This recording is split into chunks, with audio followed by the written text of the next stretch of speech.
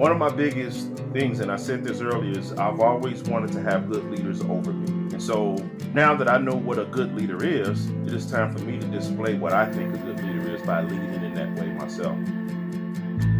Welcome to the Crucible Project podcast. The Crucible Project is a nonprofit organization committed to creating a world of men and women who live with integrity, grace, and courage, helping them to fulfill their God-given purpose. This podcast will discuss important and sometimes difficult topics while delivering practical life applications with men and women who are currently practicing this work. We are igniting Christ-like change in men and women through experiences of radical honesty and grace. Hello, everybody. Welcome to the Crucible podcast. I'm your host, Jay Mountjoy, and I have with me a real treat, a real pro we might even get into, Terrance Foster. Thank you so much for jumping on, for taking the time to chat with us, and Merry Christmas. We're recording the day after Christmas. Yes. Merry Christmas to you too, man. All right, so we're gonna jump right in here with the Crucible in your own life. So maybe give us, the quick rundown where you were in your own life, like, both physically, where do you live, what's going on in your life, what's going on around you, and what got you into a Crucible weekend. Oh man. All right. So yeah, I live in Chicago. I am Chicago's very segregated and divided up. So I am a born South Sider, but I live on the near west side of Chicago. And I always tell people I'm a missionary. I'm here to save the lost souls of the people on the west side. So if you're from the west side of Chicago, know I'm here for you. Got to take the shots when I can. But yeah, so I live, me and my wife. We've been married 23, almost 24 years, and got married at 20. Congrats. And I'm almost 40. I'm 45, close to 50.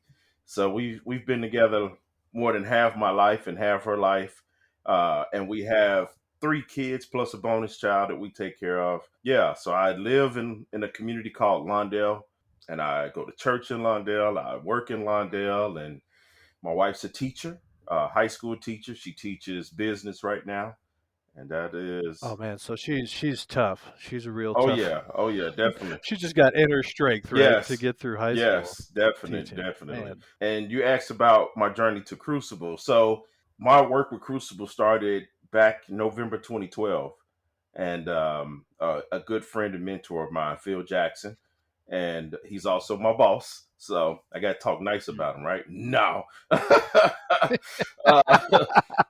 but no, he's a great, one of my best friends, and when I met him, I had been praying God send me someone to help me in this stage of my life. Our kids were young, and I knew it was time for me to go to that next level in life. And so I was just praying God send me a mentor, and he sent Phil Jackson. And Phil was like, hey, I got 2 things I want you to do. One was he wanted me to take some seminary classes at Northern Seminary. And so I ended up getting a certificate in Christian community development. And then the other one was to attend this men's retreat weekend. And so November 2012 was my weekend. Wow. And where was your weekend actually held? Like where did you physically go to? Yeah, I did my initial weekend up in Wisconsin. I believe it was Wesley Woods. Is where I did my weekend. Yes.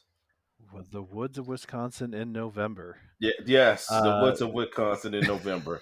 Not a fun place to be as an African American in the cold, in the woods, but yeah.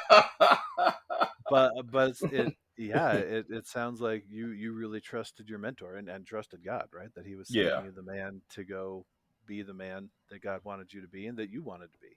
Yeah, I remember he took, I want to say it was about 10 guys, and out of the 10 of us that he took to a graduation celebration out in the suburbs, I only knew one of the guys that was with us. I know all of them now because I was pretty new to the community. I wasn't even living in this community yet, but I was just attending church over here and serving over here. I wasn't even working. I was still working in corporate America. Yeah, so that was the beginning of my journey when we went to that graduation ceremony. And then we went to McDonald's to talk about us attending the weekend. So Yeah. we try and keep it compact. I'm trying to keep it more compact. What did you see in the graduation and or here at McDonald's in that time? Hmm. Was there a tipping point? Was there something for you that was like, okay, well, I'm definitely in, or were you already like, I'll go wherever this Yeah. man's. So it was a couple things. One, I saw men up there speaking their truth and being able to be free with their emotions to share what they Mm, experienced. mm, Two, I had already prayed, God, send me someone, send me a mentor. So if I'm asking God to send me someone in my life to help me through this stage, and I got to trust in the things that they're asking me to do, even if I don't want to do them. And I, so, yeah, yeah. I think like one of those careful what you ask for and what you pray for. You end up in the Hmm. woods of Wisconsin in Yes, in the November cold. doing yeah doing I know admittedly at the graduation I think they used the language this weekend is designed to challenge you. Yes, yes. um and I also I just want to put a highlight on that for men who are thinking of going or know a man who's gone or been invited if they haven't gone to a graduation. I agree, I just see something different in the men standing up there Hmm. now. Interestingly, some of the words they're saying, I've heard that before, like, God showed me, and I'm just like, yeah, I've heard that, but the way they're saying it is one Yeah. of the things that stands out to me. Hmm. That something did shift, and so on your weekend, what did happen? What did shift? What? Yeah. And I'm interested. If you're asking God for a mentor, Uh-huh. and maybe you're not going up there of like, I want to work on this one thing. What did God bring up on the weekend? Yeah. So Mm, I'll give you this. So you asked me, was there any challenge for me? The biggest yeah. challenge came the day of. And Mm, so the day of, I went to work just like a regular day. I worked in the suburbs. My background is IT. And so I worked in the suburbs. I had already made it out, made a deal with the other men who were riding in my car. I was like, I'm not riding with people I don't know in their car. They can ride with me. They can leave their cars at my job. It'll be safe. And so I picked up these other guys that I didn't know, and we left for the weekend. And yeah, there were some challenges when I got there, and I had this overwhelming sensation of anger all of a sudden. yeah. And Mm, so we ended up just sitting at a restaurant, and I was just sitting there processing my own anger around the whole thing. And I can remember that morning before I left home, I used to listen to my Bible in the morning, mhm. and I would listen to it on my radio, and I came up on the Jacob story that morning. And so I'm listening to the Jacob story. And so by the time I get to the weekend upset and I'm angry with myself, I had to just sit there and process everything that happened to me that morning and what I was feeling. Well, and I had even had thoughts, I don't want to go. I don't want to do this. Fear had started to creep in about something I didn't know enough about, and I was about to go do this. And I was riding people that I didn't know, and I was angry. Yeah, so I had a chance to just sit that at a Subway before we made it to the campgrounds, and it was just like, all right, T, it's time for you to dive all in and just get what you want to get for yourself. I don't know what that is, but I want to get something for myself. Everything I'm doing at that point, I was just like, it needs to be meaningful. It needs to help me move forward to the next stages of life. And so Yeah. I went to that weekend and was able to let go so much stuff that I carried with me from a young kid, a teenager, even being married young, damaging my wife damaging me, us damaging each other, us Wow. damaging our own kids, and just, man, learning to be who I am, learning to be me. And it's been, I mean, 11 years, right? Since you Yeah. went to that. And Yes. so, yeah, that journey, and it sounds like a real journey. The start there, as you're angry, I'm wondering if there was kind of one thing you took away from the weekend that was, at least in my own anecdotal story for me, anger covers something. Yeah. Not always, but so Hmm. often, anger is an okay thing to feel when maybe I feel sad, maybe I feel scared, maybe I feel something else. Yeah. And so you did mention a fear, but just about your whole life in general, was there something else going on, or was anger a big part of your life then, or did it kind of pop out of nowhere? How did that work for you? Yeah, anger's been a very big part of my life. I carried anger in unsafe. I'm a high lover, very negative warrior. Mm. If you're into the Enneagram, I'm a 9 on the Enneagram charts. I'm And interested in all of it. I love it. Yeah. yeah, I'm a 9 on the Enneagram charts, peacemaker with the 8 Mm. wing. And so I tend to stuff everything. I stuff it and I stuff it until I'm angry, and it tends to just come out. And when it comes out sideways. We did family therapy one time, and I remember my kids were like, "Yeah, Dad just erupts at times." And the therapist looks at me and she goes, "Why do you do that?" And I said, "Because I've asked them to do things about 3 or 4 times." And I said, "I'll ask nicely at least 3 times. Hey, I need somebody to do this. Can somebody wash the dishes? Can somebody clean the kitchen? Can somebody pick up the paper in the kitchen?" And probably about the fourth time, it's going to come out completely sideways, and it's going to look dangerous.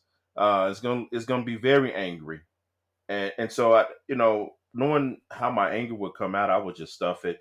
A lot of my anger came from looking at my childhood of how I was raised. I was a secret to my dad's wife for 20 something years of my life, Wow. and not feeling seen, not feeling heard. A big trigger for me would be people ignoring me. Mm. Yeah, big trigger for me. If I felt ignored, or I'd work a job and work my butt off and never get the promotion, I'd get angry. Or no one is investing in me to help me grow, I would get angry about stuff like that. Those were triggers for me, all because of what I had went through growing up. Yeah. And so, yeah, that was my anger. Yeah. Oh man, all that makes sense. Uh, so 11 years ago, you go through that weekend. You're coming back. The urban community is celebrating its 10th anniversary, right? Hmm. Am I right in that? You are right. All right. Yes. So I am new to this, so I think I'm probably a great person to be asking you these questions because I know like zero Hmm. about the urban community. So you've gone through your weekend, and thank you for sharing that part of your story. Yeah. Yeah, that's deep and that touches me. So thank you for that. And how do you Mhm. get from coming out of that weekend and learning those things and starting this 11-year journey and 10 years in the urban community? What's the next step? How does that all start? Yeah. So the next step happened immediately at that Sunday, as we before we leave the retreat. It happens. Phil Jackson comes to me, and he's sitting with me, and he says to me, "Man, I've been watching you this weekend. You've been doing amazing work." He says, "Now next year we want to start doing weekends for the urban community, and I Wow. want you to start staffing." He said, "We want to create weekends for men of color where they can show up and it's not as many white faces, Yep. and they won't be as afraid to open up in the woods and they're seeing so many white faces. Let's bring more faces that look like them, that are Yeah. able to work these weekends and lead these weekends and understand what they're going through." And so 2013, after Phil Jackson, Greg Houston, the founder of Crucible, it was so many other guys that I can't. Chris Cooper, man, a host of guys. So what Phil had been doing, they had been recruiting guys to go on the regular weekends, so then we could start the urban weekends. And so Yeah. 2013, we did our first initial weekend for men of color. And is that your first time staffing a weekend That was at my that? first time staffing. All Yes. right. So yeah, tell me a little bit about. I mean, yeah, we obviously don't give away what happens on the Yeah. weekend because it's experiential, and I'm Hmm. saying this, this for the audience, and it's not some big secret society or club or Hmm. hidden anything. It's just that the experiences are the weekend, and if you know it's Yeah. coming, you have a different experience. So for Yeah. you as a staff man, I know for me it was, I would say, just as powerful to Hmm. for my first time staffing as to actually going to the weekend in a totally different way. So Yeah. what was your experience, your first staffing that first weekend? Oh my God, man! So my initial weekend, they had picked a different campground for us, and so Okay. our campground was St. Charles. I believe the Urban Men were the first one to use that site now, before anybody else. So they picked that site just for us. And so we were using that site, beautiful, beautiful location. And I remember the camaraderie, just being, I'm not a big kitchen guy. I'm not a big Mm, cook. And, mm, so, but I just remember, you know what, man, I'm here to serve. I'm here to do whatever I can do on the weekend. And I'm on this weekend and I'm serving alongside just some great guys. And I just yeah, remember the conversations. I remember the tears rolling down my face as I see other people's work. And I just remember saying, God, this is it. This is the work that you called me to do. And I knew that this was my place. This was the work that I was to be doing, was to walking alongside men, helping men who are broken. Yeah, so I knew what my calling was after that first weekend. yeah. Wow. And that camaraderie really resonates with me. I also work in IT. I'm a computer guy, and I just heard someone describing this like going through life, kind of under the surface, disconnected by myself, and then at some point popping my head up and being like, "Where is everybody?" Hmm. And it really wasn't until the Crucible project that I would get to a weekend and have a large project that we're all working on together.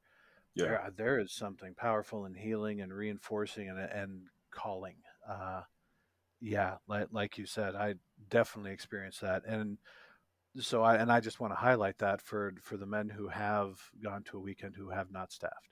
That yeah, there is nothing like it. And one of the negative side effects I've seen to that is that men who have been to the Crucible project, there's a different level of community. And so if you haven't necessarily gone to a weekend, you might feel left out. And I just want to highlight that as not something like, oh, we're trying to do this to make a secret society. I'm just saying when you've been through a weekend, when you've staffed it, from my experience, Hmm. there's just a deeper level of connection and camaraderie. It's so deep. Some of my best friends, some of the men that I trust the most with my life, I've met on that weekend. Yep. Just so many men that I trust with my life, with my family's life. I've gone to staff those weekends, and then I come home like the Zen master, right? And I would come home, and my kids did something bad or did something wrong, and my Mm, reaction was totally different. yeah. And they're looking at me like, "Oh, he's not gonna get us." And I'm sitting down and I'm Yeah. talking to him. Hey, what was your choice behind that? What choice did you make? What did you Mm, really want to do? And so mm. it became a thing in my house. Oh, daddy needs to go to a weekend.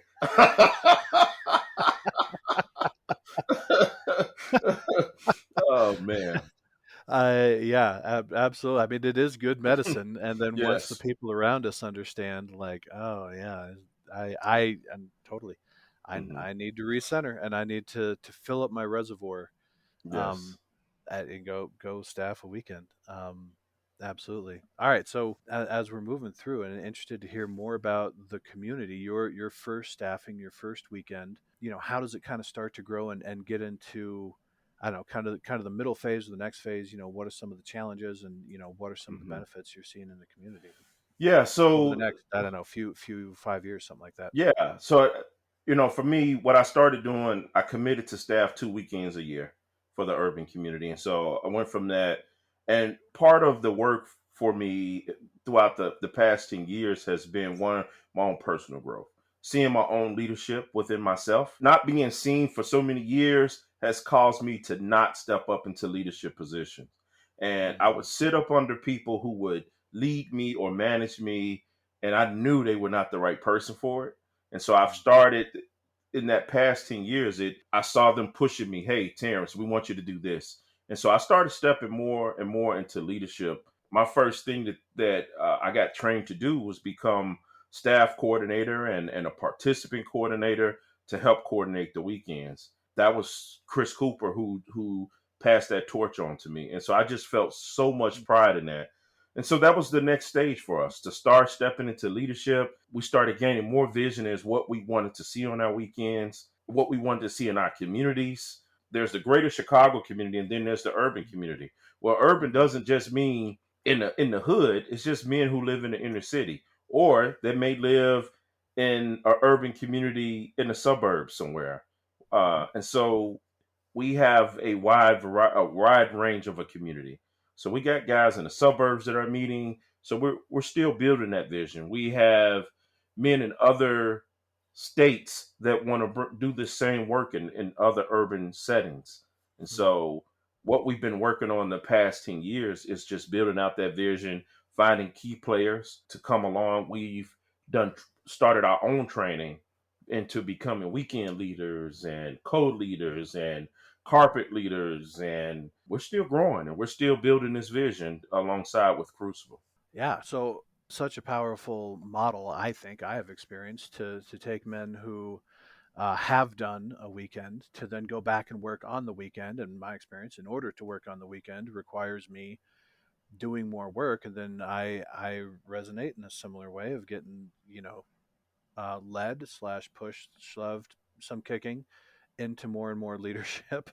Hmm. And that is one of the foundational changes of this work for me is, yeah, I can practice this in the safety of my own house in front of nobody, by myself, and I can be really good. But yeah, putting me in leader is where the things come up, and I'm not perfect, and I'm dealing with my own stuff and growing through that Hmm. into leadership. And so that is one of the models that I think is so powerful and so good. And I remember when I was on my weekend that a leader showed up, and I wanted that leader to be a really good leader, to have a lot of Yes. experience, right? And Hmm. leadership just takes time, and it's going to take extra time for me, is my story. Yeah. But I'm interested in the leader that you are and the leader that you see around you. What are some of the challenges kind of in that middle shift as you're getting into the 3 or 5 years, Hmm. that first kind of growth part? Yeah. So again, my work, right? I'm the kid who dropped out of high school, Mm. messed up completely in high school, dropped out, and tormented myself for years behind it. Got a GED, did some college, and married a extremely smart wife with who now has three degrees, two master's degrees, and all types of certifications, right? Holiness. But I've always been the guy that felt like a kid on the playground saying, pick me, pick me, pick me, but afraid to say I can do it. Mm. But wanting people to pick me, but afraid to see my own leadership. And so within that halfway mark, that's what I worked on. That I worked on my confidence in me. I worked on forgiving myself for the choices that I made. I worked on seeing how, yeah, I made a choice when I was younger and it affected me. I would apply for jobs and I would never tell them I had a GED. I would lie. I would tell jobs, oh, yeah, I graduated with almost a 4.0. And I would just tell them all types of stuff, Mm. you know, to make myself sound good. And one of the things that I learned in that 3 to 5 years was to love me and to accept me and that I am a good leader and that I have what it takes. I needed to pick myself first. Yeah. So when my little boy standing there saying, pick me, I needed to pick him. How can I Mm. expect other people to pick the kid that I wouldn't pick? And so I had to pick me first. And so that was my Mm. early on challenges. I had to pick me. And man, that was it's rough, and it still comes up from time to time. But I'm still learning and still growing in that picking me first. And so that was probably my biggest challenge. As they were picking me, I wasn't ready to pick myself. And they were like, "Hey, we want you to do this." And I'm like, "Me?" And so yeah, that was that 3 to 5 year stretch for me of learning and growing and tears behind it all, Wow. not wanting to fail. Yeah. Yeah. Well, and there is for me, my own experience, to be surrounded by leaders. I have seen new leaders really struggle and quote unquote fail, come Hmm. come to a point where they can continue to grow because they're not surrounded. And that is something I appreciate, is that the Crucible Project works in teams, works in pairs at least, so leaders can help each other, right? They're not just throwing people out there to sink or swim, Yeah, to grow in safe ways, to have space for my tears, sounds like for your tears, to keep all that going. I appreciate that immensely. As you start to pick yourself, I'm wondering how you see you as a leader, but also the community Hmm. start to change, and what you see, maybe even what you see or what you start to notice in the community, maybe all those things start to shift. Yeah. My way of leading has been I lead from a place of serving. Mm, So I don't ask the people who serve alongside me to do stuff that I won't do. So mhm. even on weekends, you'll see me, I might be the leader of the weekend, but you'll see me serving in the kitchen.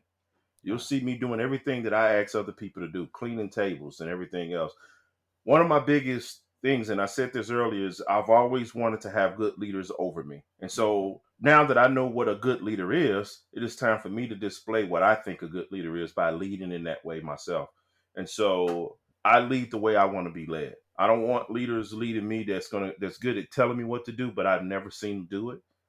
And Yeah. so I lead that way. I don't want leaders just going to tell me I lead something, but not going to let me lead it. So Mm, when I see young people that I'm bringing up and they're asking me, hey, how do you want me to do this? And I say, you tell me what's your idea of how you want to do it. I want to give them the space for true leadership development and hearing their thoughts and hearing their opinions and allowing them the space to fail mm, and walking alongside them and picking and helping them get back up. And all right, hey, what did we learn from this? So I yeah. lead from a space of let me lead how I want others to lead me. Yeah, that sounds like a good leader to me, Terrence. I'd go on any weekend with you and follow you into that.